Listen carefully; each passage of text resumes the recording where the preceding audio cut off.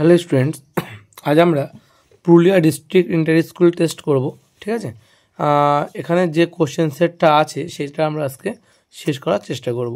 ঠিক আছে, তো আমাদের প্রথম যে স্কুলটা ছিল সেটা আমরা অলরেডি কমপ্লিট করেছি। আজকে আমরা দ্বিতীয় স্কুল থেকে শুরু করছি, Purulia district inter school test. ঠিক আছে, তোমরা যারা এখন এই চ্যানেলটা সাবস্ক্রাইব করে রাখুনি তারা দ্রুত চ্যানেলটা সাবস্ক্রাইব করে দাও। ঠিক আছে, এবং পরপর সবগুলো টেস্ট আনার চেষ্টা করব। মহাশূন্য থেকে আগত উল্কাপিণ্ড বায়ুমণ্ডলের মূলত কোন স্তরের জ্বলে ছাই হয়ে যায়? উত্তর হবে মেসোস্ফিয়ার। উত্তরে কী হবে? মেসোস্ফিয়ার।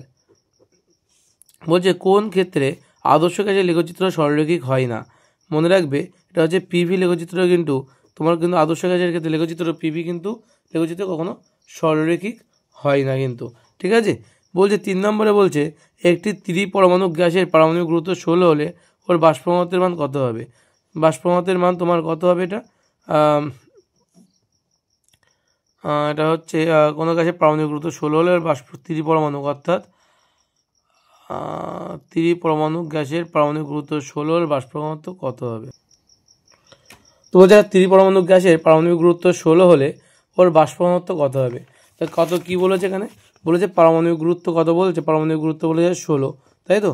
এবং ত্রিপরমাণবিক বলেছে, মানে এন এর মান হচ্ছে 3 যদি হয়, এ ইজ ইকুয়াল টু কত বলেছে? 16। পারমাণবিক গুরুত্ব বলেছে 16, এন এর মান 3 যদি হয়, তাহলে আমাদের আণবিক গুরুত্ব যদি বের করতে হয়, আণবিক গুরুত্ব M is equal to N into A, তাই তো? অর্থাৎ 3 ইন্টু কত? 3 ইন্টু 16, মানে 3 16 48। কারণ আমরা জানি কি, আমরা জানি হচ্ছে M is equal two 2D, তাই তো? 2D হচ্ছে ডি মানে বাষ্প ঘনত্ব, তাহলে বাষ্প ঘনত্ব মানে কত হবে? m/2। m/2 মানে হচ্ছে 48/2, মানে হচ্ছে 24। তাহলে এটা উত্তর কত হবে? 24 হবে। তাহলে উত্তর কত হবে? এটা উত্তর হচ্ছে 24 হবে। বোঝা গেল? লোহার দৈর্ঘ্য প্রসারণ গুণাঙ্ক আলফা হলে আয়তন প্রসারণ গুণাঙ্ক কত হবে? আমরা জানি alpha is equal to beta is equal to gamma, মানে এটা হবে 3x। ঠিক আছে, আর এফ ফোকাস দৈর্ঘ্যের একটা অবতল দর্পণকে জলে নিমজ্জিত করলে ওর ফোকাস দৈর্ঘ্য কত হবে? এস ফোকাস দৈর্ঘ্যের একটা অবতল দর্পণকে যদি জলে নিমজ্জিত করে ওর ফোকাস দৈর্ঘ্য কত হবে? ফোকাস দৈর্ঘ্য এফই থাকবে, তাই তো? যে প্রদত্ত কোনটির কম্পাঙ্ক সর্বাধিক? প্রদত্ত কোনটির কম্পাঙ্ক হচ্ছে সর্বাধিক হবে? এক্স রশ্মি, গামা রশ্মি, অতিবেগুনি রশ্মি, অবলোহিত রশ্মি। কত হবে এটা? এটা কিন্তু আমাদের গামা রশ্মি হবে। ওকে, যে কোন এককটি ভোল্টের সমতুল্য নয়? কোনটি ভোল্টের সমতুল্য নয়? Joule per coulomb, coulomb ohm by second, ohm into ampere square, আর ওহম ইন্টু অ্যাম্পিয়ার। এখানে কোনটি আমাদের কিন্তু ভোল্টের সমতুল্য নয়? আমরা যদি volt is equal to ohm into ampere, এটা আমরা joule coulomb, coulomb ohm by second হচ্ছে ohm into ampere square, I square R. ভোল্টের সমতুল্য নয় কোন এককটি?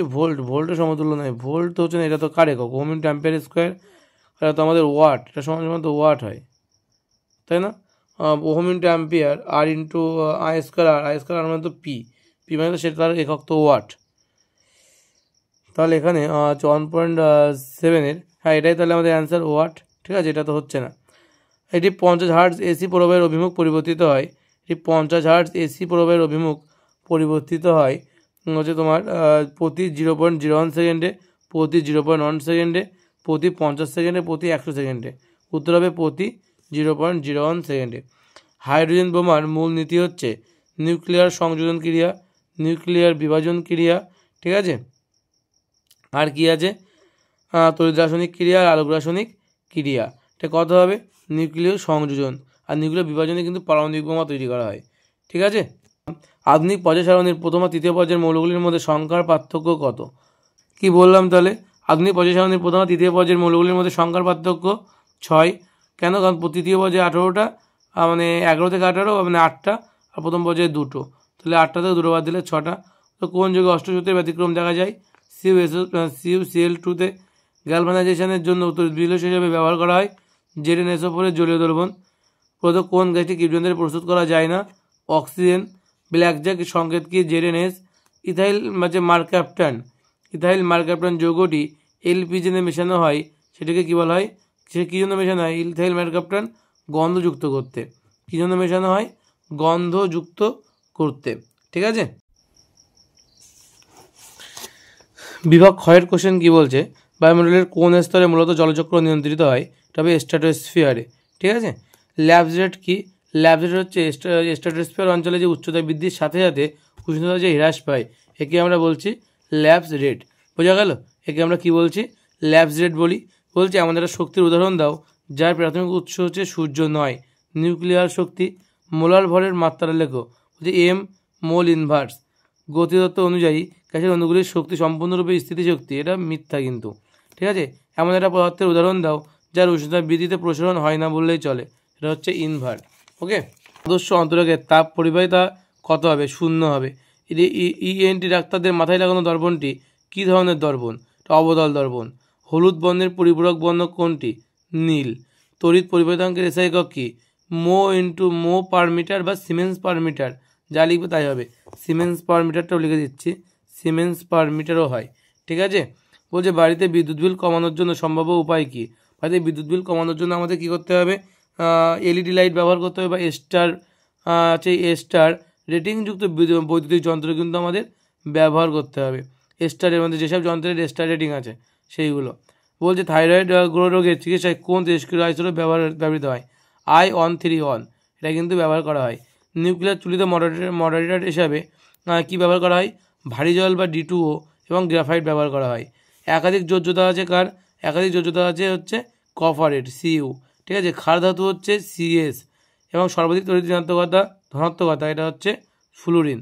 সর্বাধিক তড়িৎ ধনাত্মকতা হচ্ছে তোমার ফ্লুরিন এবং বড় ধাতু হচ্ছে Au বা সোনা, ঠিক আছে? এখন বলছে যে সমযোজী তরল পদার্থের উদাহরণ দাও। জল। যেটি জৈব তড়িৎ বিশ্লেষ্য পদার্থের নাম লেখো। এটা হচ্ছে অ্যাসিটিক অ্যাসিড, ঠিক আছে? তারপরে কি বলেছে? তারপরে বলেছে যে জলের তড়িৎ বিশ্লেষণে কোন শক্তিতে তড়িৎ বিশ্লেষণে কোন শক্তিতে রূপান্তরিত ঘটে? মনে রাখবে তড়িৎ বিশ্লেষণ যখন হয় তখন তড়িৎ শক্তি রাসায়নিক শক্তিতে রূপান্তরিত ঘটে। কপার বিশোধনে অ্যানোড মার হিসেবে কী ব্যবহার করা হয়? অবিশুদ্ধ কপার দণ্ড ব্যবহার করা হয়। বলছে রূপোর জিনিস দীর্ঘদিন পরে কোন গ্যাসের প্রভাবে কালো হয়ে যায়? H2S এর প্রভাবে। বলছে স্পর্শ পদ্ধতিতে H2SO4 এর শিল্প উৎপাদন ব্যবহৃত অনুঘটকটি কি? V2O5। লাইকার অ্যামোনিয়াতে কত শতাংশ অ্যামোনিয়া থাকে? 35%। ইউপ্যাক নাম লিখতে বলেছে CH3CH2OH। এটা হচ্ছে এর নাম হচ্ছে প্রোপানাল। এটা তোমরা আমাদের একটা শর্ট ভিডিও আছে ইউপ্যাক নামকরণ, শর্ট আছে বড়টাও আছে, তোমরা ওই ভিডিওটা দেখলে কিন্তু বুঝতে পারবে যে ইউপ্যাক নামকরণ কীভাবে দ্রুত করতে হয়। 4টি কার্বনযুক্ত অ্যালকেনে H পরমাণুর সংখ্যা করে 10টি হবে। C4H10, তাই তো? বলছে কোন জৈব যৌগ থেকে সর্বপ্রথম অজৈব যৌগ থেকে সর্বপ্রথম জৈব যৌগ প্রস্তুত করা হয়? NH4CN, অর্থাৎ এর নাম হচ্ছে অ্যামোনিয়াম সায়ানাইড। আচ্ছা, এখানে 4টি কার্বনযুক্ত অ্যালকেনের H পরমাণুর সংখ্যা 10টি। এটা কীভাবে পেলাম দেখো। এটা অ্যাকচুয়ালি সূত্রটা এরকম যে CnH2n+2, এটা হচ্ছে সূত্র। এখন C এর মান কত বলেছে? N এর মান বলেছে 4, C4 হচ্ছে, তাহলে H কত হবে? 4 2 8, 8 আর 2 10, তাহলে C4H10। তাই H পরমাণুর সংখ্যা কত? H পরমাণুর সংখ্যা কিন্তু ওই জন্য 10 দিয়েছে এখানে, ঠিক আছে? আচ্ছা, ওজোন স্তরে কীভাবে সৃষ্টি হয় বিক্রিয়া সহ লেখো। এই যে বায়ুমণ্ডলের স্ট্র্যাটোস্ফিয়ারে অতিবেগুনি রশ্মির উপস্থিতিতে দুটি অনুক্রমিক আলোকরাসায়নিক বিক্রিয়ায় ওজোন গ্যাসের সৃষ্টি হয়। প্রথমে দ্বিপরমাণুযুক্ত অক্সিজেনে অণু হচ্ছে অতিবেগুনি রশ্মির ফোটন কণার UVB এবং UVC দ্বারা বিয়োজিত হয়ে অক্সিজেন পরমাণুতে পরিণত হয়। এই বিক্রিয়া করে দেখিয়েছে অক্সিজেন UV রশ্মির ফোটন কণা দ্বারা বিয়োজিত হয়ে দুটো অক্সিজেন পরমাণুতে পরিণত হয়েছে। এবার এখানে একটা অক্সিজেন পরমাণু সে অক্সিজেন অণুর সঙ্গে অনুঘটকের সাহায্যে O3 তৈরি করছে, অর্থাৎ ওজন তৈরি করছে এবং সঙ্গে তাপ উৎপন্নও করছে, ঠিক আছে? এর থেকে ভালো উত্তর তোমরা কোথাও পাবে না ওজন স্তর সৃষ্টির, ঠিক আছে? এটাই কিন্তু তোমরা লিখবে বিক্রিয়া সহ, যেটা বিক্রিয়া লিখবে সেটাই কিন্তু উপরে লিখতে হবে, ঠিক আছে? তার নেক্সট কোশ্চেন কী বলেছে? বলেছে হ্রদের তলদেশ থেকে বাইরের বুদবুদ উপরে উঠে এলো। বুদবুদের আয়তন 6 গুণ বেড়ে গেলে হ্রদের গভীরতা কত?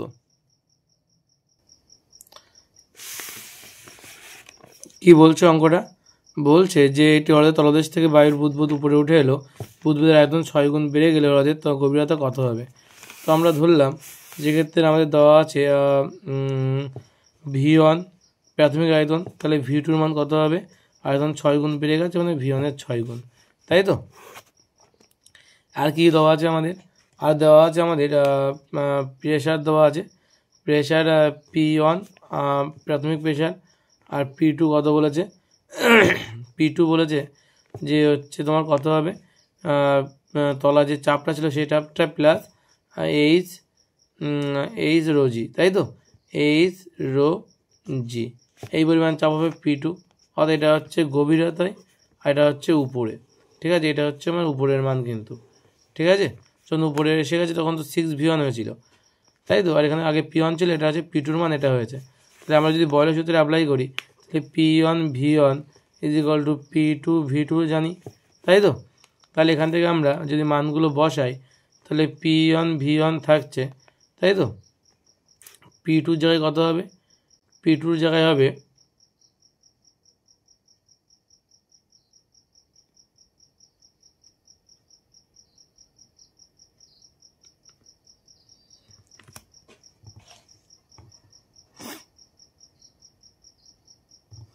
এটা উল্টো লেখা হয়ে গেছে, এটা হচ্ছে অ্যাকচুয়ালি, দেখো আমি এটা ছবি এঁকে যদি বোঝাই তাহলে কেমনভাবে হবে দেখো। মনে করো এটা জলের গভীরতা, যেখানে ভূপৃষ্ঠ, এটা ঠিক আছে, এটা বুদবুদ এখান থেকে উঠে আসছে আচ্ছা এটা উঠে আসছে এই যে, এবং ধীরে ধীরে বড় হচ্ছে, এখান থেকে বড় হয়ে গেল। এই বুদবুদ যখন উঠে আসছে ধরলাম এটুকু দূরত্ব হচ্ছে এইচ, এটুকু দূরত্ব আমি এইচ ধরেছি। তাহলে আমি ধরলাম এখানকার যে চাপটা ছিল সেটা হচ্ছে P1, ঠিক আছে, আর এখানে চাপ হচ্ছে P2, তাই তো। এটা যদি হয় তাহলে আমার এখানকার আয়তন V1, এখানকার আয়তন হচ্ছে V2, যার মান 6V1, আয়তন বেড়ে গেছে। P2-র মানটা কী হবে দেখো, P2 যা হবে এখানে P2 তো উপরে যে মানটা হবে, P1-এর মান কত, এর সঙ্গে আরও যোগ হবে কত, মানে উপরে এতটা চাপে এইচের মানটা, তাহলে P1 মানে হচ্ছে P2 প্লাস এইচ রো জি, ঠিক আছে, এইচ রো জি। তাহলে এখান থেকে P1 মানে যদি উপরের চাপটা আবার P2, আর P1 মানে কত হবে তাহলে, P1 মানে হবে হচ্ছে সমান সমান P1 মানে P2 প্লাস এইচ রো জি। এটা কিন্তু আমার অতিরিক্তটা চাপ থেকে যাবে, ঠিক আছে, এটাই কিন্তু আমার P1-এর মান, আর P2-র জায়গায় P2 থাকবে।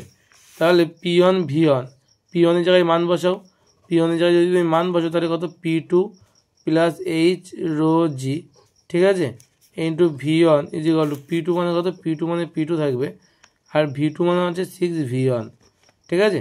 V1 কেটে যাবে, তাই তো। তাহলে কত পড়ে থাকছে দেখো, P2 P2 plus H rho জি হচ্ছে 6P2।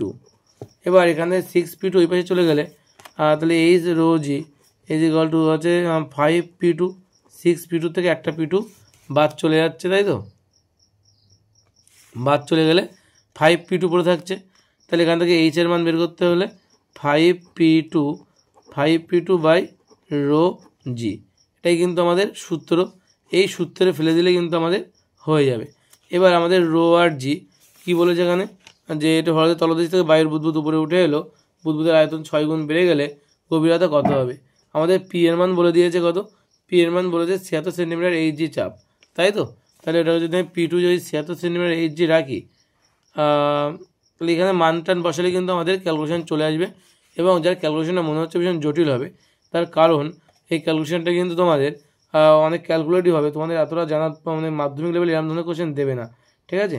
এই ক্যালকুলেশনটা কিন্তু তোমাদের অনেকটা বড় হবে, কারণ এখানে তুমি মান টান যখন বসাবে, P2 মানে কিন্তু অ্যাকচুয়ালি P2 মানে কী ছিল, উপরে বায়ুমণ্ডলের উপরে না, সেটা বায়ুমণ্ডলীয় চাপ, P2 হচ্ছে অ্যাকচুয়ালি এখানে বায়ুমণ্ডলীয় চাপ, আর এখানে P2 যদি বায়ুমণ্ডলীয় চাপ হয় তার একটা মান আছে, তাই না, 76 সেন্টিমিটার পারদস্তম্ভের চাপের সমান। তাহলে 5 × 76 ইন্টু কত হবে, 76 সেন্টিমিটার পারদস্তম্ভের চাপের সমান 13.6 × 980, তাই তো, বাই কত হবে, বাই কিন্তু আমাদের রো মানে কত, রো মানে ক্ষেত্রে আমরা লিখতে পারি জলের যে ঘনত্বটা সেটা চেয়েছে, জলের ঘনত্ব যদি আমরা সিসেস পদ্ধতি দেখি, জলের ঘনত্ব হচ্ছে 1 × জি এর মান 980 হয়। তাহলে 980 কেটে যাচ্ছে, তাহলে উত্তর কত হবে তাহলে, 5 × 76 × 13.6 এত আমরা সেন্টিমিটার বলতে পারি। তাহলে কত হবে সেটা ক্যালকুলেটরে বাতালে বেরিয়ে আসবে মানটা। চলো ক্যালকুলেটরে পাতিয়ে দেখি কী আসে মান।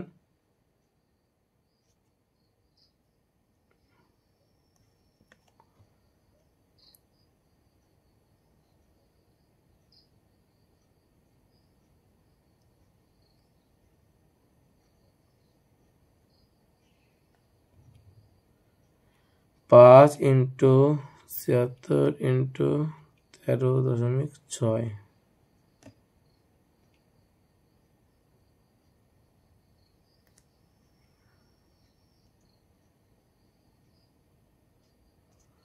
এইরকম একটা মান আসবে 5.168 ইন্টু 10⁻³ এত সেন্টিমিটার। ঠিক আছে, এত সেন্টিমিটার কিন্তু আমাদের মান আসবে। এখন যদি এটাকে আমরা মিটারে নিয়ে যাই তাহলে 51.68 মিটার হবে। ঠিক আছে, এটা কিন্তু আমাদের অ্যান্সার হবে।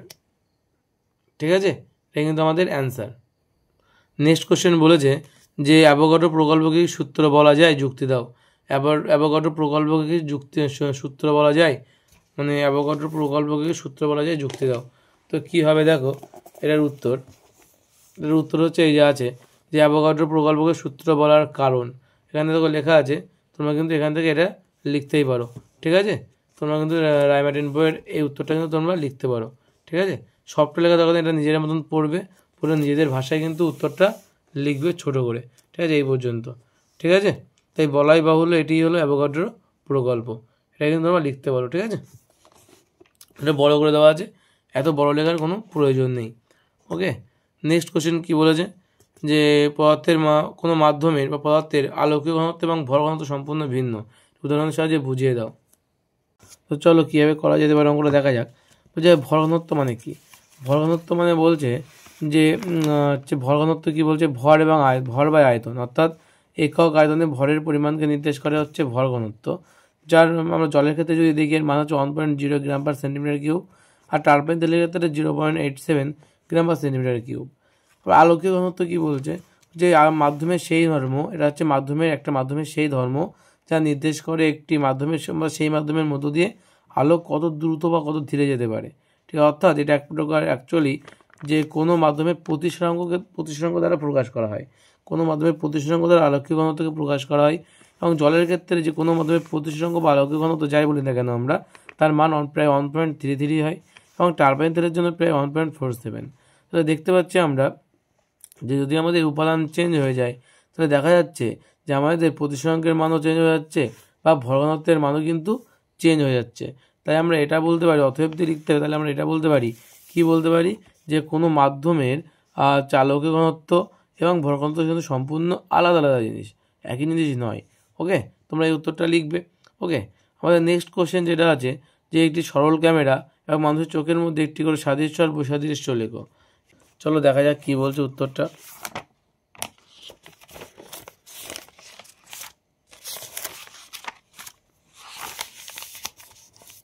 এই যে এরকম নিচের দিকে আছে, এই হচ্ছে তোমাদের সরল ক্যামেরা এবং মানুষের চোখ। ঠিক আছে, সরল ক্যামেরা মানুষের চোখের মধ্যে আমাদের কি বলেছে, সরল ক্যামেরা এবং মানুষের চোখের মধ্যে একটি করে সাদৃশ্য আর বৈসাদৃশ্য লেখো।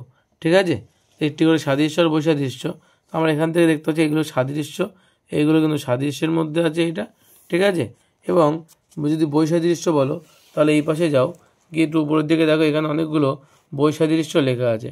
ঠিক আছে, এখানে অনেকগুলো কী লেখা আছে, বৈসাদৃশ্য লেখা আছে, যেমন ছবির স্থায়িত্ব, পর্দার বৈশিষ্ট্য বা কৌণিক দৃষ্টিক্ষেত্র, এগুলো কিন্তু আর বৈসাদৃশ্যের মধ্যে আছে। ওকে, আমাদের নেক্সট কোশ্চেন কী বলছে, আমাদের নেক্সট কোশ্চেন বলছে যে নষ্ট ভোল্ট কি, এরূপ বলার কারণ, নষ্ট ভোল্ট কেন বলা হচ্ছে। চলো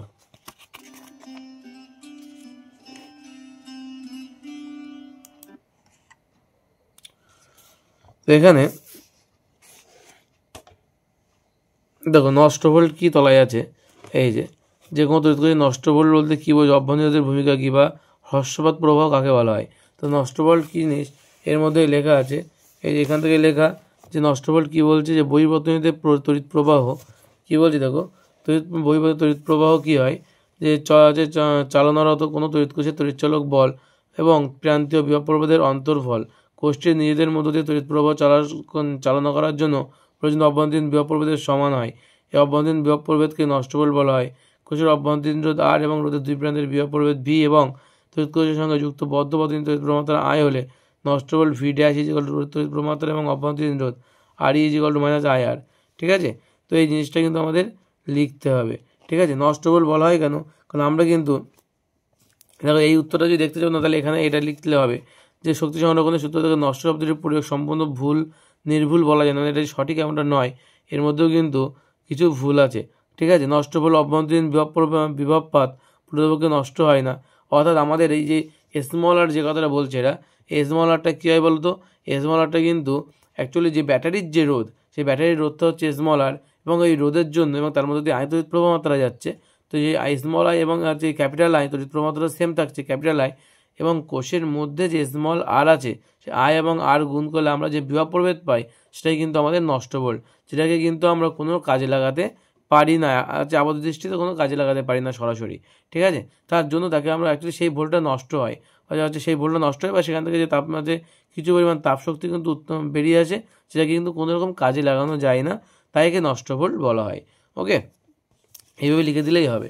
ওকে, আমাদের নেক্সট কোশ্চেন কী বলছে, দেখো আমাদের নেক্সট কোশ্চেন বলছে যে NaClকে আয়নীয় যৌগ বলা হয় কেন? NaClকে আয়নীয় যৌগ বলা হয় কেন? চলো দেখা যাক কোন উত্তরটা কী হবে। NaClকে কী বলছে আয়নীয় যৌগ বলার কারণ কি?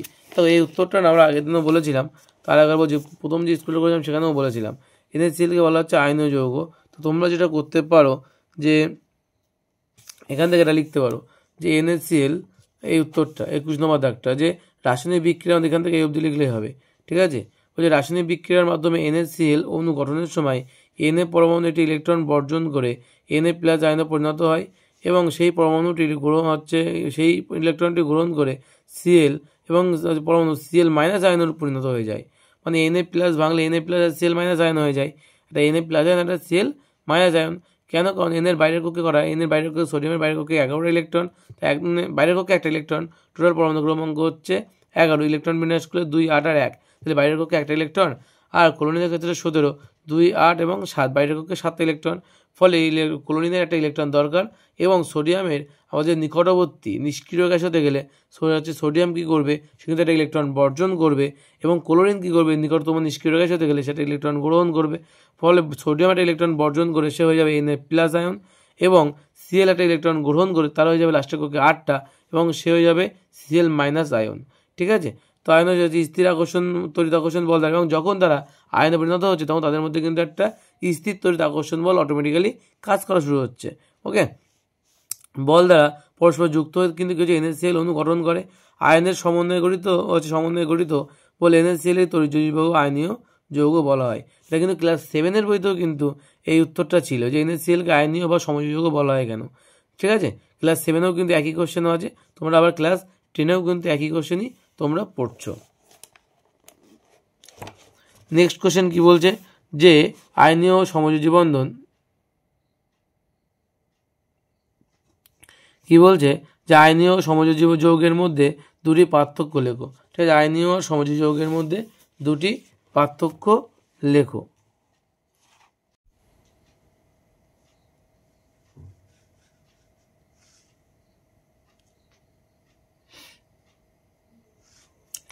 বলছে আয়নীয় সমযোজী যৌগের মধ্যে দুটি পার্থক্য লেখো। আমাদের 3.5-এর অথবার কোশ্চেন, আয়নীয় সমযোজী যৌগের মধ্যে দুটি পার্থক্য, প্রধান দুটি পার্থক্য। তো দেখো এটাই আমাদের আয়নীয় সমযোজী যৌগের মধ্যে পার্থক্য, আয়নীয় যৌগ আর সমযোজী যৌগ। এর মধ্যে ভৌত অবস্থা, কাঠিন্য, ভঙ্গুরতা, গলনাঙ্ক, স্ফুটনাঙ্ক। ঠিক আছে, তড়িৎ বিশ্লেষ্য প্রকৃতি, তড়িৎ পরিবাহিতা, দ্রাব্যতা, সমবায়বতা, বন্ধনের প্রকৃতি, এইসব বিষয়ের উপর কিন্তু আমরা যে কোনো দুটো তোমার পছন্দের মতো যে দুটো মুখস্থ হয় এমন দুটো ধর্মের ওপর কিন্তু তোমরা কী করতে পারো, তোমরা কিন্তু এটা মুখস্থ করতে পারো, তোমরা একটা স্ক্রিনশট দিয়ে নিতে পারো। ঠিক আছে, তোমরা এটাকে কী করতে পারো, স্ক্রিনশট দিয়ে নিতে পারো। ওকে, এটাই কিন্তু আমাদের উত্তর, আয়নীয় সমযোজী যৌগের মধ্যে পার্থক্য। নেক্সট কোশ্চেন কী বলেছে আমাদের, যে লুইস ডট গঠন দেখাতে হবে F2 আর NH3। ঠিক আছে, F2 আর NH3-র মধ্যে। তো চলো এটা আমাদের F2। ঠিক আছে, এই যে আমাদের F2-র মধ্যে ফ্লোরিন একদম উপরে করা আছে, এই যে ফ্লোরিনের ইলেকট্রন লুইস ডট চিত্র। ঠিক আছে, দুটো F আছে, এর একটা ইলেকট্রন দেওয়া নেওয়া করছে করে একটা বন্ডিং তৈরি করছে, F বন্ড F। ঠিক আছে, আমাদের F2। আর একটা কত বলেছে আমাদের, আরটা বলেছে আমাদের NH3। তো NH3 আমাদের এই পাশে আছে, এই যে N আর 3 দিকে 3টে H। ঠিক আছে, NH3 আমাদের এইটা। তো এই লুইস ডট চিত্র এরকম হবে, N এর সঙ্গে 3টে বন্ড হবে H এর। ঠিক আছে, এটা হচ্ছে আমাদের অ্যামোনিয়া NH3। ওকে, ওই যে উপযুক্ত বিক্রিয়ার সাথে দেখাও যে H2 একটা বিজারক আছে, বিজারক পদার্থ। নেক্সট কোশ্চেন কি বলছে, যে উপযুক্ত রাসায়নিক বিক্রিয়ার সাথে দেখা হচ্ছে H2 যেটি বিজারক পদার্থ, এটা হচ্ছে পেজ নাম্বার রাইমারিন বইতে 451 পাতায় এটা আছে। তো দেখো উত্তরটা কীভাবে দেখে নাও। 451 পাতায় উত্তরটা এই যে এখানে আছে, দেখো যে হাইড্রোজেন সালফাইড এটি বিজারক ধর্মের বিক্রিয়ার উদাহরণ সহ সমিত সমীকরণটি লেখো। ঠিক আছে, মাধ্যমিক 2003 সালে কিন্তু এটা এসেছিল। তো হাইড্রোজেনের বিজারণ ধর্ম দেখানোর জন্য আমরা প্রথমে আছে K2Cr2O7 এর যে বিক্রিয়াটা আছে H2 এর সঙ্গে চালনা করার যে বিক্রিয়াটা, এখানে আমরা এই বিক্রিয়াটা লিখতে পারি। তুমি যদি চাও এটা হচ্ছে H2 বিজারক দ্রব্য হয়, K2Cr2 জারক দ্রব্য হয়, এই বিক্রিয়া লিখতে পারো। এটা খুব গুরুত্বপূর্ণ একটা বিক্রিয়া। তুমি যদি চাও তুমি কিন্তু এই বিক্রিয়াটাও লিখতে পারো। দেখো এখান থেকে কিন্তু এই কোশ্চেন দুটো যে H2SO4 দ্বারা এক্ষুনি যে বিক্রিয়াটা দেখালাম আমরা, সেই বিক্রিয়াটা কিন্তু আমাদের অল্টারনেট কোশ্চেন এই দুটো আসতে পারে। এবং বলি জলে প্রম্বলিত আয়োডিনের মধ্য দিয়ে H2 গ্যাস চালনা করলে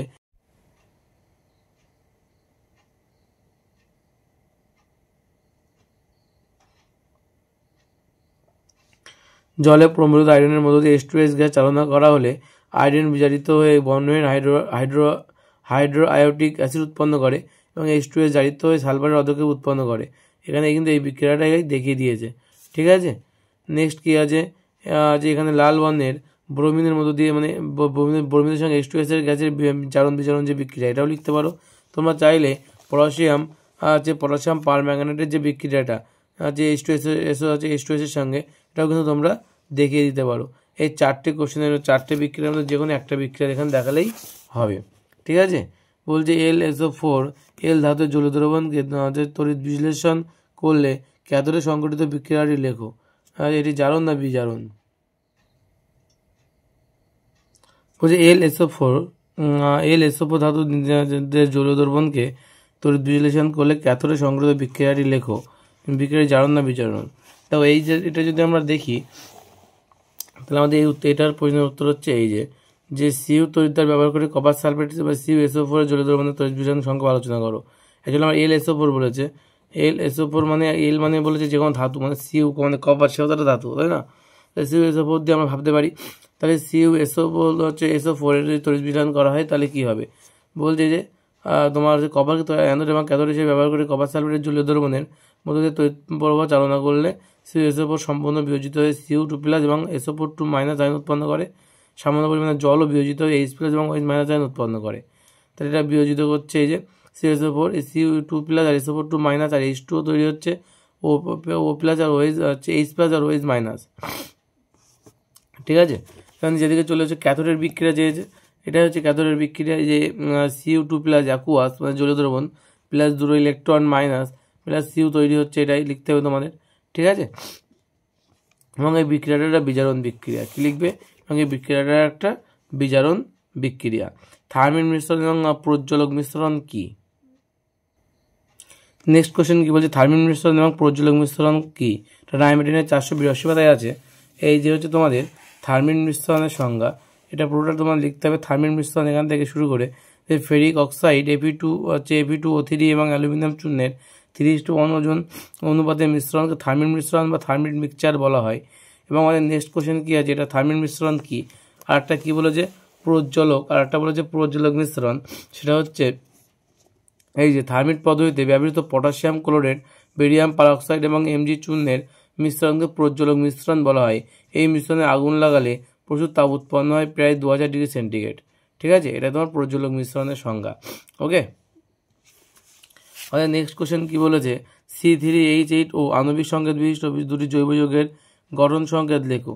ঠিক আছে, যে আমাদের C3H8 মানে CH3 CH2 CH2OH, এর মধ্যে দেখো CH3 মানে C3 মানে একটা দুটো তিনটে C আছে, 8টা H মানে 3 আর 2 5 6 7 8টা H এবং একটা O আছে। তাহলে এইটা হতে পারে। আর একটা আছে CH3 এখানে CH এর নিচে 2 নম্বর CH এর সঙ্গে আমার কি আছে, OH আছে। ঠিক আছে, 2 নম্বর C এর সঙ্গে যে OH, এটা কিন্তু আমার তিনটে C আর 8টা 3 আর 2 5 6 7 8 8টা H। ঠিক আছে, 3 আর 3 6 7 8টা H এবং একটা O আছে। ঠিক আছে, এটাও কিন্তু আমাদের প্রোপান 2 অল, যেটা সেটাও কিন্তু আমাদের কী হবে, সেটাও কিন্তু আমাদের এই দুটো যৌগ হচ্ছে C3H8O আণবিক সংকেত বিশিষ্ট দুটি জৈব যৌগ। ঠিক আছে, নেক্সট কোশ্চেন বলেছে পলিমার আর মোনোমারের মধ্যে পার্থক্য লেখো এবং এর থেকে পরমশূন্য ব্যাখ্যা দাও। এটার উত্তর প্রশ্নটা কিন্তু একটু ভুল আছে, ঠিক আছে। এখানে প্রশ্নটা কি বলছে যে পলিমার ও মনোমারের পার্থক্য লেখো, এ থেকে পরম শূন্যতার ব্যাখ্যা দাও, এটা হলো ভুল কোশ্চেন। এটা কিন্তু এখানে কোনো, এই প্রশ্নটা এখানে উত্তর হবে না, এটা এখানে আছে, চার্লসি সূত্রের এখানে আছে। তো এই পলিমার আর মনোমারের যে পার্থক্য, কিন্তু দুটো পার্থক্য চাইবে, 2 নম্বর হবে, ঠিক আছে। মোট 2 নম্বরের কোশ্চেন এটা, ঠিক আছে। তো এর উত্তর যেটা হবে সেটা হচ্ছে এই যে পলিমার আর মনোমারের পার্থক্য, ঠিক আছে। পলিমার আর মনোমার সংজ্ঞা লিখবে, আণবিক গুরুত্ব লিখবে, নির্দিষ্ট সংকেত লিখবে, গলনাঙ্ক, রাসায়নিক সক্রিয়তা এবং উদাহরণ, এগুলো লিখলে কিন্তু তোমাদের হয়ে যাবে। এটা হচ্ছে পলিমার আর মনোমারের সংকেত, তোমরা পারলে স্ক্রিনশট দিয়ে রাখতে পারো। ওকে, বিভাগ ঘ। বিভাগ ঘতে কি বলছে যে নিম্নলিখিত প্রশ্নগুলির উত্তর দাও, বিকল্প প্রশ্নগুলি লক্ষণীয়। প্রথম কোশ্চেন কি বলছে, চার্লসের সূত্রটি লেখো, এর থেকে পরম শূন্য তার ব্যাখ্যা দাও, ঠিক আছে। এটা রাইমারিন বই 57 পাতায় আছে যে পরম শূন্য কাকে বলা হয়, ঠিক আছে। তো এটা লিখবে, এবং চার্লসের সূত্র থেকে পরম শূন্য ধারণা, এখান থেকে এটা কিন্তু সবটাই অবধি লিখতে হবে, ঠিক আছে। এটাই কিন্তু আমাদের চার্লসের সূত্রের সংজ্ঞা এবং পরম শূন্যতার ধারণা। চার্লসের সূত্র থেকে পরম শূন্যতার যে ধারণা বা তার হচ্ছে প্রমাণ, এটা কিন্তু এখানে আছে। নেক্সট কোশ্চেন কী বলেছে আমাদের, যে CaCO3 এর সঙ্গে লঘু HCl এর বিক্রিয়ায় 50 গ্রাম CaCO3 থেকে 55.5 গ্রাম CaCl2 এবং 22 গ্রাম CO2 এবং 9 গ্রাম জল প্রস্তুত করতে কত গ্রাম HCl লাগবে। সি এর মান 40 আর সেল এর মান 25.5 দেওয়া আছে। এই কোশ্চেনটা তোমাদের রাইমার্টিন বইতেই করা আছে। সেটা হলো এই যে এই অঙ্কটা তোমাদের রাইমার্টিন বইতেই করা আছে, CaCl3 এই অঙ্কটা, ঠিক আছে। দেখো ভালো করে অঙ্কটা, এই যে করা আছে এখানে, যে CaCO3 এর সঙ্গে লঘু HCl এর বিক্রিয়ায় CaCl2 CO2 এবং H2 উৎপন্ন হয়েছে। 50 গ্রাম CaCO3 থেকে 55.5 গ্রাম CaCl2, 22.0 গ্রাম CO2 এবং 9 গ্রাম H2 উৎপন্ন করতে কত গ্রাম HCl প্রয়োজন হবে, এটা বের করতে হবে। মাধ্যমিক 2017 সালে কিন্তু কোশ্চেনটা এসেছিল। এই যে রাসায়নিক সমীকরণ দেওয়া আছে এখানে, CaCO3 আর H2HCl বিক্রিয়া করছে, CaCl2 CO2 এবং H2 উৎপন্ন করছে, প্রত্যেকের আণবিক ভর বের করে নিয়েছে, ঠিক আছে। বের করার পর কী বলছে যে 100 গ্রাম CaCO3 থেকে 111 গ্রাম আমরা CaCl2 পাচ্ছি, 44 গ্রাম CO2 পাচ্ছি, 18 গ্রাম H2O পাচ্ছি। তাহলে যদি পাই আমরা, তাহলে 73 গ্রাম HCl প্রয়োজন পড়ছে। ওকে, তাহলে বলছে 50 গ্রাম CaCO3 অর্ধেক করেছি, তাই তো এটাকে কী হচ্ছে 111কে আমরা অর্ধেক করেছি 55.5, 44কে অর্ধেক করেছি 22 গ্রাম CO2 বলেছি, এবং আমরা H2O বলেছি 9 গ্রাম বলেছি। তাহলে এখানে 73 যেটা সেটা হলো 2 দিয়ে ভাগ হয়ে যাবে, 73/2 মানে 36.5 গ্রাম HCl প্রয়োজন হবে, ঠিক আছে।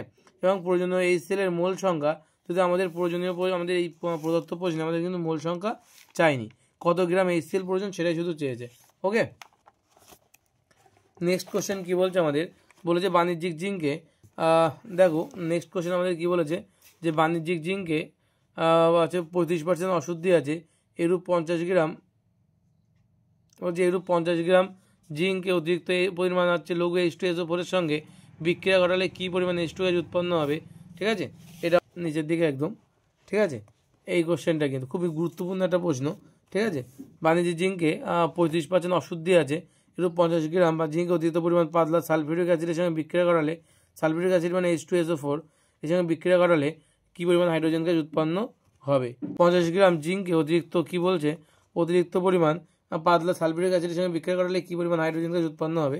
তো কী করে বলছে, বাণিজ্যিক জিঙ্কে 25% অশুদ্ধি থাকায় বিশুদ্ধতার পরিমাণ কত, তাহলে 100 থেকে 35 বাদ যাবে, 65% আমাদের বিশুদ্ধতা আছে। এই 50 গ্রাম বাণিজ্যিক জিঙ্কে আমরা বিশুদ্ধ জিঙ্কের পরিমাণ কতটা পাচ্ছি, যে 50 × 65/100, 65% পাচ্ছিলাম, 100 থেকে 35 বাদ দিলে 65, তাহলে 50 গ্রামের মধ্যে কতটা আছে, তাহলে 50 × 65/100 কাটাকাটি করলে কত হবে, 65-এর অর্ধেক মানে 32.5 গ্রাম। তাহলে জিঙ্কের সঙ্গে লঘু সালফিউরিক অ্যাসিডের বিক্রিয়া যে সমিত সমীকরণ, সেটা কী হবে, তাহলে জিঙ্ক মানে Zn, তার সঙ্গে H2SO4 বিক্রিয়া করছে, এবার ZnSO4 আর H2, অর্থাৎ এটা হচ্ছে তোমার বিক্রিয়াটা হবে হচ্ছে প্রতিস্থাপন বিক্রিয়া, ঠিক আছে। তারপরে কি আছে, তারপরে এই পাশে চলে আসো, এখানে আমাদের কী করছে, এখানে আমাদের আণবিক ভর বের করলাম 65 আর H2 হচ্ছে 2। ওকে, তাহলে বলতে লিখতে পারি আমরা যে 65 গ্রাম জিঙ্ক থেকে হাইড্রোজেন উৎপন্ন হচ্ছে 2 গ্রাম, তাহলে 32.5 গ্রাম থেকে কতটা হাইড্রোজেন পাবে, 1 গ্রামও উৎপন্ন হবে। এটা এর অর্ধেক হয়ে যাচ্ছে, এটা এর অর্ধেক হয়ে যাবে 1 গ্রাম, তাহলে 1 গ্রাম হাইড্রোজেন উৎপন্ন হবে, এটা কিন্তু আমাদের অ্যান্সার। ওকে, খুব সহজ একটা কোশ্চেন। নেক্সট কী বলেছে, তাপীয় রোধ কী, তাপীয় রোধ কী এর রাশিমালা লেখো এবং তাপীয় রোধের মাত্রা নির্ণয় করো, ঠিক আছে। তো দেখো নেক্সট কোশ্চেন কী বলছে আমাদের,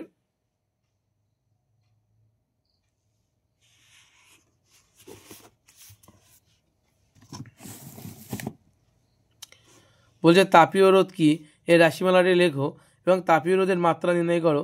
ঠিক আছে, 142 পাতায় আছে এই বইতে, 142 তাপীয় রোধ পেয়েছি।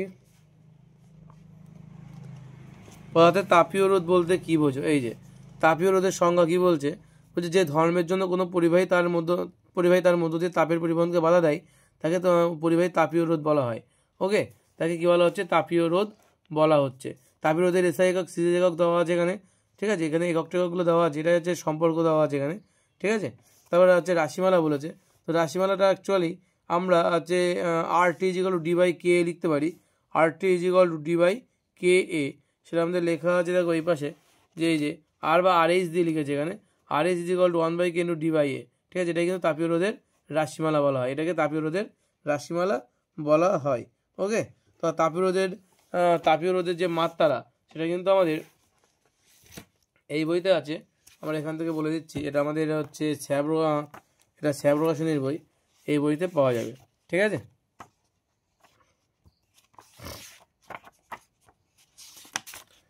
তাপীয় রোধের মাত্রা, এই যে তাপীয় রোধের মাত্রাটা এখানে দেওয়া আছে, যে তাপীয় রোধের মাত্রা RT = D/K। এখানে মাত্রাগুলো বের করলে M-1 L-2 T³ θ। ঠিক আছে, এটা কিন্তু আমাদের তাপীয় রোধের মাত্রা। ওকে, বোঝা গেল কোশ্চেনটা। নেক্সট কি বলেছে, তাপ পরিবহন এবং তড়িৎ পরিবহনের মধ্যে দুটি সাদৃশ্য উল্লেখ করো। ওকে, তাপ পরিবহন এবং হচ্ছে তড়িৎ পরিবহনের মধ্যে দুটো সাদৃশ্য, এই যে দুটো তাপ পরিবহন আর তড়িৎ পরিবহনের মধ্যে দুটো সাদৃশ্য।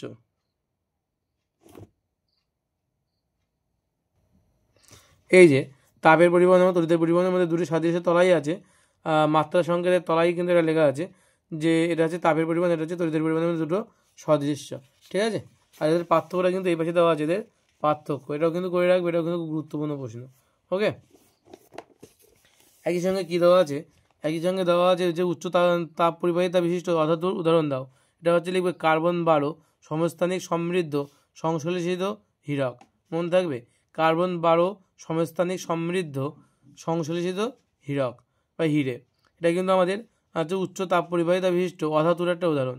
ঠিক আছে, তারপরে বলেছে যে কোনো উত্তর লেন্স দ্বারা বস্তুর সৎ আর বিপরীত প্রতিবিম্ব গঠনের চিত্র অঙ্কন করো, ব্যাখ্যা করো। এটা ব্যবহারিক প্রয়োগ লেখো। ঠিক আছে, এটা একটা ব্যবহারিক প্রয়োগও কিন্তু আমাদের লিখতে বলেছে। এই যে হচ্ছে অ্যান্সার, উত্তর লেন্স দ্বারা অবশিষ্ট বিপরীত সৎবিম্ব গঠন। ঠিক আছে, এই যে ছবিটা তোমরা রাখবে এবং এখানে বস্তু রাখা হচ্ছে, একটা দুটো আলোক রশ্মি যাচ্ছে গিয়ে কিন্তু এখানে প্রতিবিম্ব তৈরি করছে বস্তু থেকে বিবর্ধিত, কিন্তু এটা কিন্তু কি আছে, এটা কিন্তু অবশিষ্ট এবং সৎবিম্বকরণ করেছে, তাই তো? কারণ বস্তু দিকে তার বিপরীত দিকে কিন্তু প্রতিবিম্ব তৈরি হচ্ছে, মানে এটা সৎবিম্ব, আর একই দিকে প্রতিবিম্ব তৈরি হলে তাকে বলা হয় অসৎবিম্ব। ওকে, এবং এখান থেকে আমাদের যেটা বলেছে, এটা একটা ব্যবহারিক প্রয়োগ কোথায় ব্যবহার করা হয়, বলছে এই যে এই লেন্সের ধর্মকে কাজে লাগিয়ে আমরা অনুবীক্ষণ যন্ত্রের অভিলক্ষ্য তৈরি করি। ওকে, নেক্সট কোশ্চেন কি বলেছে, যে কোনো মাধ্যমের প্রতিসরাঙ্কের সঙ্গে ওই মাধ্যমে আলোর বেগের সম্পর্কটি লেখো। লাল এবং বেগুনি আলোর জন্য মাধ্যমের প্রতিসরাঙ্ক যথাক্রমে μr এবং μv হলে প্রমাণ করো যে μr থেকে μv হচ্ছে। কি বলেছে, যে কোনো মাধ্যমের প্রতিসরাঙ্কের সঙ্গে ওই মাধ্যমে আলোর বেগের সম্পর্কটি লেখো। এটা হচ্ছে এই যে উত্তর, μ = c/v। কি উত্তর লিখবে? μ = c/v, এটা হচ্ছে শূন্যস্থানে আলোর বেগ এবং কোনো মাধ্যমে আলোর বেগ, এটা হচ্ছে v, এবং শূন্যস্থানে আলোর বেগ হচ্ছে c, আর μ হচ্ছে প্রতিসরাঙ্ক। ঠিক আছে, এবং বলেছে কি, যে লাল এবং বেগুনি বর্ণের আলোর জন্য প্রতিসরাঙ্ক যথাক্রমে μr আর μv হলে প্রমাণ করো যে μr থেকে μv হচ্ছে বড়। এটা বেসিক্যালি এখান থেকে এটা লিখলেই হয় যে অন্য কোনো স্বচ্ছ মাধ্যমের বলছে, কিন্তু কোনো স্বচ্ছ মাধ্যমে যদি আলোর বেগ বিভিন্ন হয়, কিন্তু শূন্যস্থান বা বায়ু মাধ্যম ছাড়া অন্য কোনো মাধ্যমে লাল বর্ণের আলোর বেগ সবচেয়ে বেশি আর বেগুনি বর্ণের আলোর বেগ সবচেয়ে কম হয়, এটা আমরা জানি। তাই বলছে কোনো মাধ্যমে প্রতিসরাঙ্ক লাল বর্ণের আলোর জন্য সবচেয়ে কম হবে আর বেগুনি বর্ণের আলোর জন্য সবচেয়ে বেশি হবে। μr এখানে পরপর লিখেছে, ওই জন্য লালটার মিউ হচ্ছে সবচেয়ে কম এবং মিউ হচ্ছে ভায়োলেট, এটার বেগুনির জন্য সবচেয়ে কিন্তু বেশি। এখানে তোমরা কি লিখবে তাহলে? তোমরা এই প্রশ্নের উত্তর তোমরা এটা লিখবে যে আমরা জানি যে μ = c/v। তোমরা কী লিখবে দেখো, তোমরা লিখবে যে μ = c/v। ঠিক আছে, কোনো মাধ্যমে আলোর বেগ তার প্রতিসরাঙ্কের সঙ্গে ব্যস্ত অনুপাত সম্পর্ক, অর্থাৎ আমরা জানি যে লাল বর্ণের আলোর বেগটা লাল বর্ণের আলোর বেগ সবচেয়ে বেশি, লাল বর্ণের আলোর বেগ অর্থাৎ VR এর বেগটা যেহেতু সবচেয়ে বেশি, এটা হচ্ছে ম্যাক্সিমাম হয়, তার জন্য কি বলছে, মিউ যে আর, তার জন্য কি হয় মিউ যে আর, অর্থাৎ লালের জন্য যে প্রতিসরাঙ্ক সেটা হলো মিনিমাম হবে। কিন্তু ব্যস্ত অনুপাত সম্পর্ক একই রকমভাবে ভি হচ্ছে মানে বেগ ভেলোসিটি কার বেগুনির জন্য, ভায়োলেটের জন্য, সেটা তো মিনিমাম হয়, অর্থাৎ বেগুনির ক্ষেত্রে বেগ কিন্তু সবচেয়ে কম, তাই ওর জন্য কত হবে মিউ ভি এর মান কত হবে, সেটা কিন্তু কী হবে হচ্ছে ম্যাক্সিমাম হবে। তাহলে আমরা বলতে পারি যে মিউ ভি কত বড় হবে কার থেকে, মিউ আর এর থেকে। ওকে, তাহলে আমরা এটা লিখতে পারি মিউ ভি বড় হবে মিউ আর এর থেকে। আমরা কিন্তু এটাই আমার প্রমাণ করতে দিয়েছিল, তো আমরা এটা লিখলেই কিন্তু আমাদের এনাফ। ঠিক আছে, তারপরে বলেছে কি এ মাধ্যম এবং বি মাধ্যমের এ মাধ্যম এবং বি মাধ্যমে আলোক রশ্মি তির্যকভাবে আপাতিত হয়, প্রতিষ্ঠিত রশ্মিটি অবিলম্ব থেকে 10 ডিগ্রি দূরে সরে যায়। আপতন কোণ 40 ডিগ্রি হলে কোন মাধ্যমটি ঘন, এক্ষেত্রে রশ্মির চ্যুতিকোণ কত?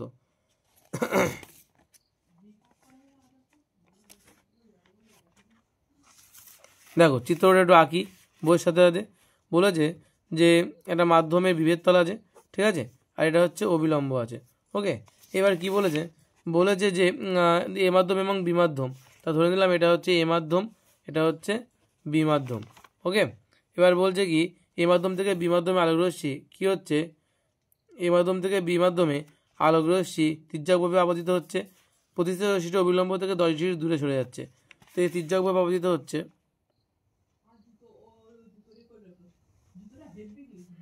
তির্যকভাবে আপতিত হচ্ছে, তির্যকভাবে যদি আপতিত হয় এবং বলছে তার এই পথ বরাবর ভালো করে দেখবে, তার কিন্তু এই পথ বরাবর যাওয়ার কথা ছিল, কিন্তু বলছে সে যেই পথ বরাবর যাওয়ার কথা সেই পথ বরাবর দিয়ে যাবে না, সে অবিলম্ব থেকে 10 ডিগ্রি দূরে সরে যাচ্ছে, অবিলম্ব থেকে সে অবিলম্ব থেকে 10 ডিগ্রি দূরে সরে যাচ্ছে, অর্থাৎ এইভাবে যাচ্ছে।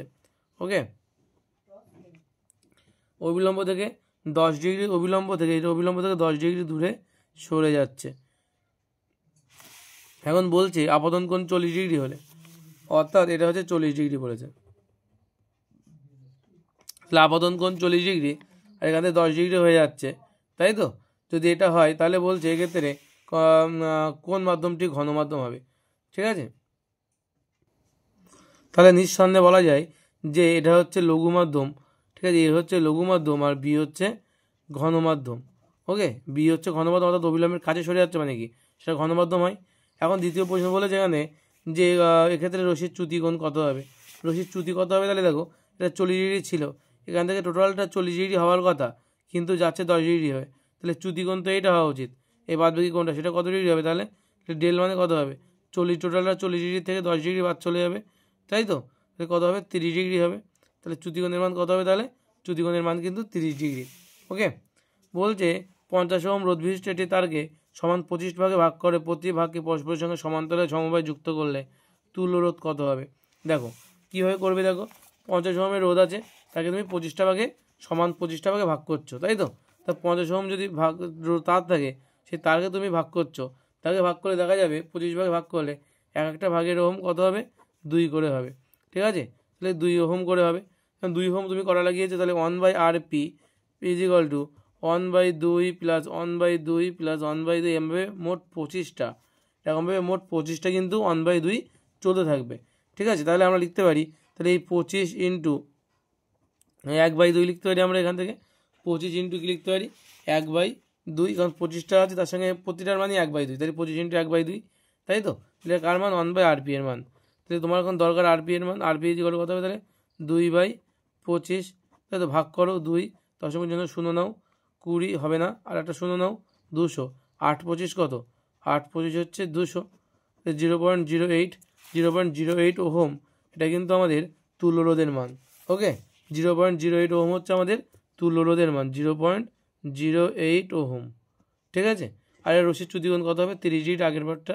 ওকে, এবার বলছে কি একটি পরিবারে 20 ওয়াটের 4টি এলইডি প্রতিদিন 10 ঘন্টা করে, 80 ওয়াটের একটি 2টি পাখা প্রতিদিন 2 ঘন্টা এবং 80 ওয়াটের একটি টিভি প্রতিদিন গড়ে 10 ঘন্টা করে চলে। এক বোর্ডের মূল্য 6 টাকা ধরে 2025 সালের ফেব্রুয়ারি মাসের বিদ্যুৎ বিল কত হবে। 2025 সালের ফেব্রুয়ারি মাস মানে কত, 2025 সালের ফেব্রুয়ারি, 2025 সালের ফেব্রুয়ারি বলছে 28শে মাস যাচ্ছে, তাই তো? 28শে মাস যাবে, 2025 সালে ফেব্রুয়ারি 28শে মাস গিয়েছে। এখন কী কী তাদের কত ওয়াট খরচ হয় সেটা দেখি। 20 ওয়াটের 4টি এলইডি, তাহলে 4 × 20, ওকে, প্লাস প্রতিদিন এলইডি প্রতিদিন, আচ্ছা 20 ওয়াটের 4টি প্রতিদিন 10 ঘন্টা করে, সঙ্গে 10ও গুণ হবে, প্রতিদিন 10 ঘন্টা করে, প্লাস 80 ওয়াটের 2টি পাখা প্রতিদিন 2 ঘন্টা করে, ঠিক আছে। আচ্ছা, এবং 80 ওয়াটের একটি টিভি প্রতিদিন করে 10 ঘন্টা, তাহলে 80 ওয়াটের হচ্ছে একটি টিভি, তাহলে 1 × প্রতিদিন 10 ঘন্টা করে চলেছে, তাহলে এই আমার টোটাল ওয়াট কত খরচ হবে সেটা বেরিয়ে আসবে, টোটাল ওয়াট কতটা ক্ষমতা নষ্ট হয়েছে, ঠিক আছে। তাহলে কত হবে, 4 × 2 = 8, 1 2 2 0 800, প্লাস আর 2 × 4 4 8 32, পরে একটা 0 320, প্লাস 8 1 8 0 0 800, 8 8 16 আর 3 19 1920, এত ওয়াট কিন্তু আমাদের, এত ওয়াট ক্ষমতা আমাদের কিন্তু নষ্ট, এখানে তড়িৎশক্তি নষ্ট হয়েছে এত ওয়াট, আমাদের এখান থেকে বের করতে হবে। তাহলে মোট ক্ষমতা কত হচ্ছে, মোট ক্ষমতা হচ্ছে 1920 ওয়াট, ওকে। এখন আমাদের বের করতে হবে কি, এখন বের করতে হবে আমাদের যে মোট কত খরচ পড়েছে, তাহলে বোর্ড এককে আমার একক বলেছে যে এক বোর্ড এককে কত খরচ পড়ে, এক বোর্ড এককে পড়ে আমাদের 6 টাকা বলেছে বোধ হয়, 6 টাকা ধরে, ঠিক আছে। 6 টাকা যদি হয় তাহলে 28 দিনে কত খরচ পড়বে, ঠিক আছে। তো আমরা যেটা করতে পারি সেটা হলো, তাহলে এটা আমাদের টোটাল তড়িৎ শক্তি চলে আইলো, সেটা ওয়াট ঘন্টা হবে, ঠিক আছে। এটা হচ্ছে ওয়াট ঘন্টায় মোট তড়িৎ শক্তি বেরিয়ে গেল। এখন আমরা যেটা করবো এখান থেকে সেটা হলো আমাদের, তাহলে মোট 28 দিনে মাস যাচ্ছে, এবং আমাদের মোট তাহলে ব্যয়িত তড়িৎ শক্তি কত হচ্ছে, আমরা যদি ওয়াট ঘন্টা থেকে কিলোওয়াট ঘন্টায় নিয়ে যাই, তাহলে এটাকে 1000 দিয়ে ভাগ করবো, তাহলে 1920 বাই 1000, ঠিক আছে। এত কী হবে, কিলোওয়াট ঘন্টা, ওকে। তাহলে কত হবে, 1.92 কিলোওয়াট ঘন্টা, এটা কিন্তু আমাদের মোট ব্যয়িত তড়িৎশক্তি ফেব্রুয়ারি মাসে, ওকে। এখন আমাদের বলেছে কি যে এটা আমরা এক বোর্ড বলতে, এত বোর্ড বলতে পারো, তাহলে আমাদের কত হচ্ছে, এক বোর্ডের মূল্য হচ্ছে 6 টাকা ধরে, তাহলে ফেব্রুয়ারি মাসের বিল কত হবে। এবার এটা গেল একদিনের হচ্ছে তোমার কতটা তড়িৎ ক্ষমতা ব্যয় হয়, এটা আমাদের কত করতে হবে, 28 দিনেতে বের করতে হবে। 28 দিন বের করতে হবে, তাহলে কী করতে হবে, এর সঙ্গে 28 গুণ করতে হবে, তাহলে আমাদের মোট ফেব্রুয়ারি মাস দেখতে গেলে 28 দিনে যেহেতু ফেব্রুয়ারি মাস, তাহলে 28 × 1.92 এত কিলোওয়াট ঘন্টা হবে, তাহলে কত হবে, এটার মান 53.76 এত কিলোওয়াট হবে, কিলোওয়াট ঘন্টা। এখন এটা আমাদের কি বলছে যে এত বোর্ড একক বা 1 কিলোওয়াট মানে তো 1 বোর্ড, তো হচ্ছে 1 কিলোওয়াট মানে 6 টাকা ধরেছে, তাহলে এর সঙ্গে আবার আমাদের মোট টাকা বের করতে হলে 53.76 সঙ্গে আমাদের গুণ করতে হবে, 6 টাকা গুণ করতে হবে, 322 টাকা 56 পয়সা, ঠিক আছে। এই টাকাটা কিন্তু আমাদের উত্তর হবে টোটাল।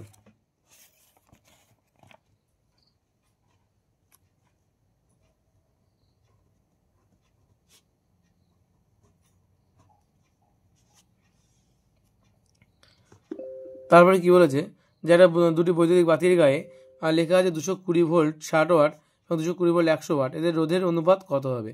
তো আমরা জানি 220 ভোল্ট 60 ওয়াট, তো 220 ভোল্ট 60 ওয়াট, এটা কীভাবে লিখতে পারি আমরা, ভি দেওয়া আছে আর পি দেওয়া আছে, ভি আর পি যদি দেওয়া থাকে তাহলে আমরা আর এর মান বের করতে পারি হচ্ছে P = V square by R, P = V square by R, এই সূত্র থেকে কী লিখতে পারি আমরা যদি আর এর মান বের করি, আর কত হবে, তাহলে ভি স্কোয়ার বাই কত হবে, ভি স্কোয়ার বাই পি।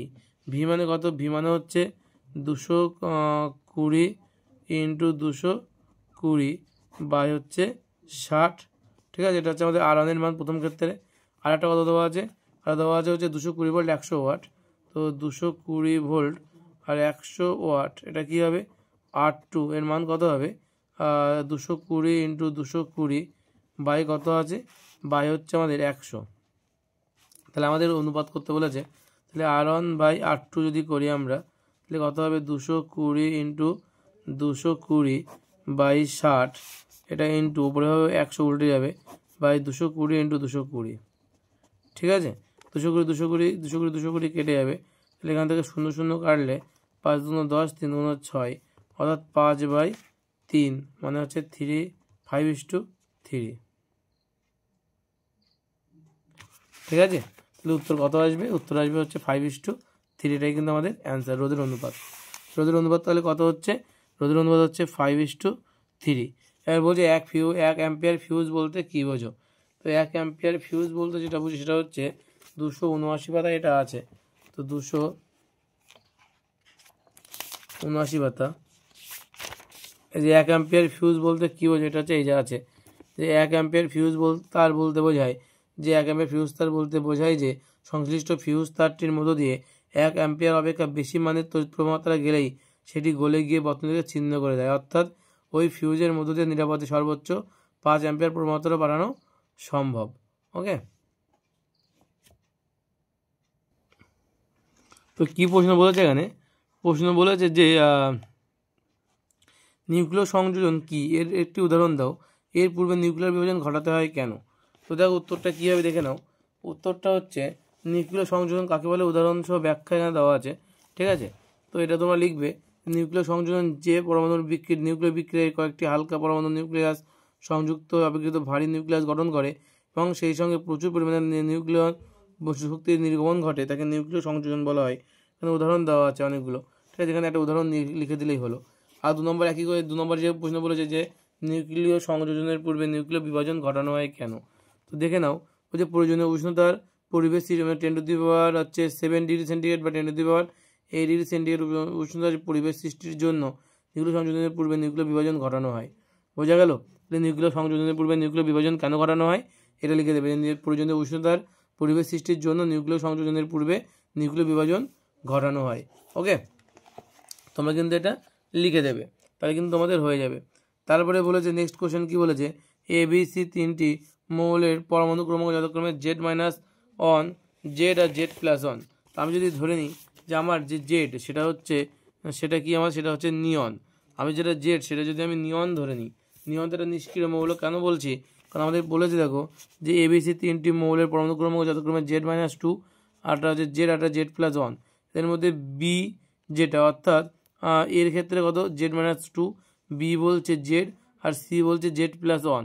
এদের মধ্যে বি নিষ্ক্রিয় মৌল, অর্থাৎ বি হচ্ছে আমি ধরে নিতে পারি, আমি যদি ধরে নিই বি হচ্ছে আমাদের হিলিয়াম, নিয়ন, অনেক কিছু হতে পারে, আমি ধরে নিলাম বি হচ্ছে আমাদের যেটা সেটা হচ্ছে নিয়ন। সবচেয়ে ভালো হয় আমাদের যে বি সে হচ্ছে আমি নিয়ন ধরে নিই, সেটাই হচ্ছে জেড। আর বলেছে Z-2 বলেছে, Z-2 মানে সেটা হচ্ছে অক্সিজেন হবে, যেটা হচ্ছে এ বলেছে। আর সি কত হবে বলছে Z+1, অর্থাৎ সেটা কিন্তু সোডিয়াম হবে। 11, এটা 10, এটা 8, এটা হচ্ছে 11, ঠিক আছে? সেটা কিন্তু সোডিয়াম হবে। এখন বলছে, এখন কি বলছে আমাদের প্রশ্নে, বলছে প্রথম প্রশ্ন যে কোন মৌলের পারমাণবিক ব্যাসার্ধ সর্বাধিক।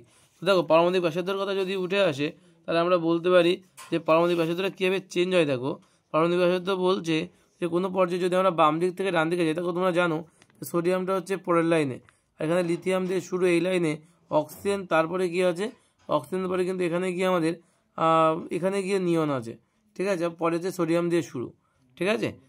পরে হচ্ছে সোডিয়াম দিয়ে আমাদের শুরু, এখানে আমাদের কি আছে, এখানে আমাদের ফ্লোরিন আছে। আমরা জানি যে কোনো পর্যায়ে আমরা যদি বাম দিক থেকে ডান দিকে যাই তাহলে দেখা যায় আমাদের ধীরে ধীরে পারমাণবিক ব্যাসার্ধ কিন্তু ধীরে ধীরে কী হয়, পারমাণবিক ব্যাসার্ধ ধীরে ধীরে কিন্তু আমাদের কমতে থাকে, পারমাণবিক ব্যাসার্ধ মানে ধীরে ধীরে কমতে থাকে, কমতে কমতে কমতে কমতে হচ্ছে সবচেয়ে বেশি কার লিথিয়ামের, সবচেয়ে কম কার নিয়নের, তাই তো? এবার প্রশ্ন, এবার বলছে নিয়নের তো সব থেকে কম, আবার যদি বলছে যদি কোনো পর্যায়ে আমরা যদি উপর থেকে নিচের দিকে নামি তাহলে বলছে ধীরে ধীরে আবার পারমাণবিক ব্যাসার্ধ বাড়তে থাকে। লিথিয়ামের তাহলে যা ছিল তার থেকে তো নিয়নের কম ছিল। আবার আমরা বলতে পারি লিথিয়ামের তলায় সোডিয়াম, সোডিয়ামটা কিন্তু আবার অনেকটা বেশি, লিথিয়ামের থেকে সোডিয়ামের বেশি, কারণ ধীরে ধীরে কিন্তু বৃদ্ধি পাচ্ছে, ফলে আলটিমেটলি নিয়নের যা হবে তার থেকে সোডিয়ামের কিন্তু বেশি হবে। আমার হাতের তো শুধু অক্সিজেন, নিয়ন এবং সোডিয়াম আছে, তাহলে আমরা বলতে পারি সোডিয়াম যে অর্থাৎ সি যে পরমাণু, যে সি পরমাণুর কিন্তু পারমাণবিক ব্যাসার্ধ সবচেয়ে বেশি হবে। আশা করি বোঝা গেল যে পারমাণবিক ব্যাসার্ধ কার বেশি, সি এর পারমাণবিক ব্যাসার্ধ সবচেয়ে বেশি, ঠিক আছে? যে কোন মৌলের আয়নন ক্ষমতা সর্বনিম্ন, ঠিক আছে? কোন মৌলের আয়নন ক্ষমতা সর্বনিম্ন, আয়নন ক্ষমতা কোথায় আছে, আয়নন বিভব, আয়নন শক্তি। তা বলছে পর্যায় বরাবর কীভাবে পরিবর্তন হয়, ওই পর্যায়ের বাম দিক থেকে ডান দিক গেলে পরমাণু ক্রমাঙ্ক বৃদ্ধির সাথে সাথে কী হয়, আয়নন শক্তি বৃদ্ধি পায়। তাহলে বলছে বাম দিক থেকে ডান দিকে যদি যাই আমরা কোনো পর্যায়ের, তাহলে আয়নন শক্তি বৃদ্ধি পাচ্ছে, অর্থাৎ এর যা হবে নিয়নে তার থেকে বেশি হবে, ধীরে ধীরে বৃদ্ধি পাচ্ছে। তো আবার বলছে উপর থেকে নিচের দিকে আইলে কী হয়, শ্রেণী বা উপর থেকে নিচের দিকে নামলে হ্রাস পায়, অর্থাৎ লিথিয়ামের যা হবে যে সোডিয়ামে তার থেকে বেশি হবে। তাহলে এই ক্ষেত্রে আমাদের প্রথম যে পরমাণু রয়েছে সেটা হচ্ছে ওর যা হবে নিয়নের উপর তার থেকে কী হওয়া উচিত, তার থেকে কিন্তু বেশি হওয়া উচিত, তাই না? তাহলে এই ক্ষেত্রে নিয়ন যে সেই কিন্তু সব থেকে বেশি, সবচেয়ে বেশি চেয়েছে, সর্বনিম্ন চেয়েছে। ওকে, তাহলে আমাদের সেক্ষেত্রে দেখো লিথিয়ামের যা তার থেকেও সোডিয়ামের কম, আর লিথিয়ামের যা তার থেকে কিন্তু অক্সিজেনের বেশি, নিয়নের বেশি। তাহলে সবচেয়ে কম কার? সোডিয়ামের হচ্ছে, অর্থাৎ সি পরমাণু। এটাও কিন্তু আয়ন ক্ষমতা সবচেয়ে সর্বনিম্ন কার? সি পরমাণুর। 3 নম্বর বলেছে এ এবং সি দ্বারা গঠিত যৌগের সংকেত কী হবে? এ এবং সি, এ মানে আমাদের কী আছে? অক্সিজেন, আর সি মানে সোডিয়াম। তাহলে কী হয় চলো বলা যাক। দেখো এ আর সি দ্বারা গঠিত যে যৌগটা হবে, আমরা জানি যে এ যেটা আছে সে কিন্তু আমার N(Z-2) আছে। অর্থাৎ আমি যদি এই যে নিকটবর্তী নিষ্ক্রিয় গ্যাসে হতে যায়, তাহলে একে কী করতে হবে? দুটো ইলেকট্রন ত্যাগ করে দিতে হবে। এ কী করবে? দুটো ইলেকট্রন কিন্তু ত্যাগ করে দেবে, তাই তো? এ কিন্তু দুটো ইলেকট্রন ত্যাগ করে দেবে। তাই আমরা কী লিখেছি? এ হচ্ছে দুটো ইলেকট্রন ত্যাগ করছে। আর আবার যে সি যেটা আছে সে কিন্তু আবার Z+1, অর্থাৎ একটা ইলেকট্রন যে এর দুটো কম আছে, অর্থাৎ কী করবে? দুটো ইলেকট্রন ত্যাগ, দুটো ইলেকট্রন গ্রহণ করবে। জেড কী করবে? এ কী করবে? এ কিন্তু দুটো ইলেকট্রন গ্রহণ করবে অষ্টক পূর্ণ করার জন্য, দুটো কম আছে। এবং সি কী করবে? একটা বেশি আছে, একটা কিন্তু ছেড়ে দেবে। তাহলে এই একটা ছাড়বে, আর এ কিন্তু দুটো গ্রহণ করছে। অর্থাৎ এর যোজ্যতা কত? 2, আর সি এর যোজ্যতা যদি 1 হয়, তাহলে আমরা বলতে পারি, তাহলে এর উদুরপিণ্ডে বুদুরকারে যেমন যায় সেই নিয়ম অনুযায়ী আমরা বলতে পারি এ এর পর কাছে যাবে 1, আর সি এর পর কাছে 2। তাহলে AC2, AC2 এটাই কিন্তু আমাদের যৌগের সংকেত হবে। বোঝা গেল? AC2 এটাই আমাদের যৌগের সংকেত। নেক্সট কোশ্চেন কি বলছে? মৌলসমূহের পর্যাবৃত্ত ধর্ম কি? একটি উদাহরণ দাও। একটি ধর্মের উল্লেখ করো যেটি মৌলের পর্যাবৃত্ত ধর্ম নয়। তাহলে কী লিখবে? তো এটাই লিখবে যে পর্যাবৃত্ত ধর্ম যদি কী জিজ্ঞাসা করে, তাহলে এটা লিখবে যে পর্যায় সারণীর কোনো পর্যায় বরাবর বাম দিক থেকে ডান দিকে অগ্রসর হলে বা কোনো শ্রেণী বরাবর উপর থেকে নিচের দিকে গেলে মৌলসমূহের কয়েকটি ধর্মের নিয়মিত পরিবর্তন দেখা যায়। ঠিক আছে? যেমন পরমাণুর আকার, পরমাণুর যে মৌলের ধাতব চরিত্র বা অধাতব চরিত্র, আয়নাইজেশন শক্তি, তড়িৎ ঋণাত্মকতা, ইলেকট্রনের আসক্তি, জারণ ধর্ম, বিজারণ ধর্ম ইত্যাদি, এগুলিকেই বলা হয় পর্যায়গত ধর্ম। ঠিক আছে?